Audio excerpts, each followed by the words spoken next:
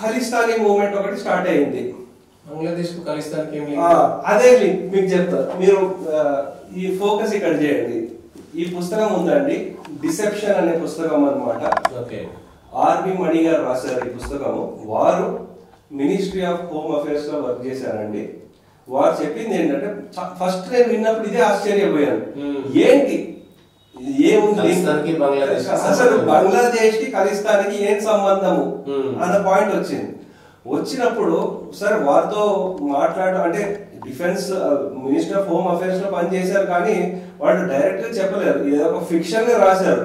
కానీ దీంట్లో రిఫరెన్స్ చదివిన వాడికి ఎవరికైనా అర్థమైపోతుంది. యాక్చువల్లీ మనకి దాంట్లో బంగ్లాదేశ్ గెలిపించింది ఎక్కువ Sardarji Sikh regiment 30% of the మన ఇండియన్ ఆర్మీలో వారు ఉండేవారు అనమాట.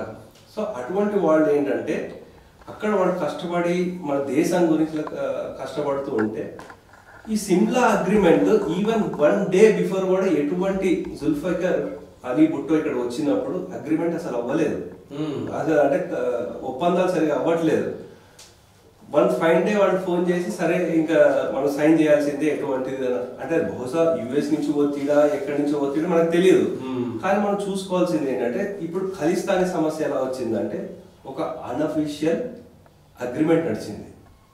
ఏంటంటే మనకి దాంట్లో ఆర్మీలో ఎంతమంది అయితే ఉన్నారో 6ని రెడ్యూస్ చేయాలి అనేది దీంట్లో ఇచ్చారు. సో 30% నుంచి 12% లోపలికి వచ్చేసారు అనమాట. ఎవరి మధ్య అనధికారికంగా జరిగిన ఒప్పందం అంటే వాళ్ళు చెప్పింది ఏంటంటే అప్పుడు మన లీడర్షిప్ కి జుల్ఫికర్ అలీ భుట్టోకి లీడర్షిప్ అంటే ఇందిరాగాంధీ. సో అది వాళ్ళు చెప్పింది ఏంటంటే దాంతో ఏమైందంటే చాలా మంది కష్టపడి ఆర్మీలో అక్కడ పనిచేసిన వాళ్ళు ఎవరైతే ఉంటారో క్యాపిటల్ కానీ లెఫ్టినెంట్ జనరల్ పెద్ద పెద్ద వాళ్ళు ఎవరైతే ఉంటారో ఇంత కష్టపడి దేశం గురించి మేము ఇంత తాపత్రయించి కష్టపడుతున్నాం, కానీ వీళ్ళందరూ వెళ్ళిపోయారు, ఏంటి మరి పరిస్థితి, వీళ్ళు నన్ను ఇలా రెడ్యూస్ చేసేస్తున్నారు అని వాళ్ళకి పలాయనం మొదలైంది. దేశం నుంచి వేరే చోటికి వెళ్ళిపోయారు. చాలా మంది అప్పుడే కెనడాకి వెళ్ళిపోవడం కానివ్వండి, లండన్ వెళ్ళిపోవడం కానివ్వండి, అది జరిగింది అనమాట. దాంతో ఏంటంటే దాని తర్వాతనే అయ్యింది. చూసుకోండి మీరు ఎక్కడైనా వస్తే 71 వార్ తర్వాతనే అయ్యింది సీక్వెన్స్ లో. తర్వాత ఏమైందంటే సరే వారి జనరేషన్ అయిపోయింది, కానీ వారి మనసులో ఎంత బాధ ఉందో అది వాళ్ళ నెక్స్ట్ జనరేషన్ ఎవరైతే ఉన్నారో వాళ్ళు చూసారు. అంటే మన తల్లిదండ్రులు బాధపడుతుంటే మనం కూడా ఫీల్ అవుతాం కదా, చూసారు. దాంతో వాళ్ళకి ఏంటంటే సరే మన కమ్యూనిటీని ఇలా దూరం చేశారు అని ఒక ద్వేషం పెంచుకుంటే ఈ ఐఎస్ఐ వాళ్ళు హ్యాండ్లర్లు ఎవరైతే ఉంటారో ఆ దేశాల్లో వాళ్ళు ఇంకా రెచ్చగొట్టడం మొదలు పెట్టారు అనమాట. ఆ సమస్య అప్పటిది ఇప్పుడు ఇంకా కూడా తేలలేదు. ఇప్పుడు బంగ్లాదేశ్ ని పాకిస్తాన్ నుంచి విడగొట్టిన కోపంతో పాకిస్తాన్ ఈ ఖలిస్తానీ ఉగ్రవాదులను పెంచి పోషిస్తున్నారు.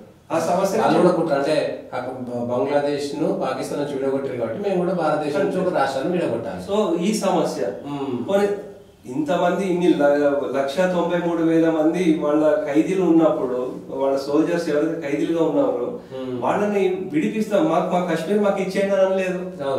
ఏమైంది మనకి దాని నుంచి ఏమొచ్చింది? ఇంకా పాకిస్తాన్ తో జరిగిన యుద్ధం బంగ్లాదేశ్ కోసం, బంగ్లాదేశ్ ని స్వతంత్రం ఏర్పాటు చేశాను తప్ప భారతదేశానికి ఏం కాలేదు, రాకపోగా నష్టం అంతే. కొత్త శత్రువుని ఏర్పాటు చేసుకున్నారు అంతే. సో దానికి తోడు వీళ్ళు ఏం చేశారంటే సరే జమైతీ ఇస్లామీ లేకపోతే ఎవరైతే ఉన్నా సరే మీరు మన షేక్ హసీనా ఏం పెద్ద వెన్నపూస ఏం కాదు. సో వాళ్ళ దేశంలో కూడా ఈ మతతత్వ ఛాందస్సులు ఎంత అయితే ఉన్నారు ఎంతో కొంత వాళ్ళు ఇంకా కఠినంగా ఉండాల్సింది, ఆవిడ చేయలేదు.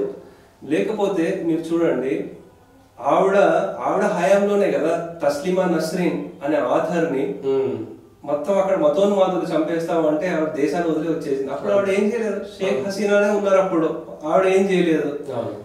ఆవిడ ఏదైతే కొంచెం కామ్ గా ఉన్నారో, ఏం యాక్షన్ తీసుకోకుండా ఉన్నారో అదే ఆమెకి ప్రాబ్లం చేసింది అన్నమాట.